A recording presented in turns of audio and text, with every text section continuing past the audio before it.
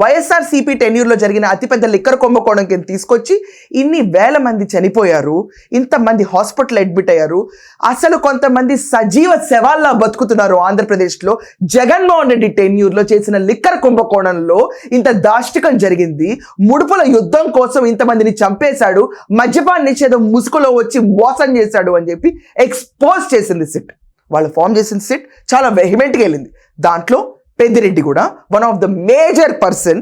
ఈ లిక్కర్ కుంభకోణంలో అందరూ పేర్కొన్నారు. పెద్దిరెడ్డి మిథున్ రెడ్డికి బెయిల్ వచ్చేసింది, బయటకు వచ్చేసాడు.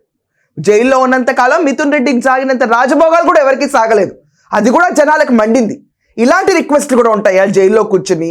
కొత్త పరుపు, కొత్త దిండు, protein powder, walking shoes, yoga mat, television, ఇదంతా కాకుండా చూసుకోవడానికి ఒక అటెండెంట్, ఇన్ని కోరికలు కోరి నిస్సిగ్గుగా కోరి వెళ్ళిన వశం ఏంటి? అసలు మన పైన ఉన్న ఆరోపణలు ఏంటో కూడా పట్టించుకోకుండా కోట్లకు విచ్చలవిడితనంగా తనకంటూ తను ఒక స్పెషల్ లెవెల్లో రిక్వెస్ట్లు పెట్టుకున్న మిథున్ రెడ్డి ఒక సెపరేట్ క్యాడర్, ఒక సెపరేట్ కల్ట్ అతను నిజంగా చెప్పాలంటే.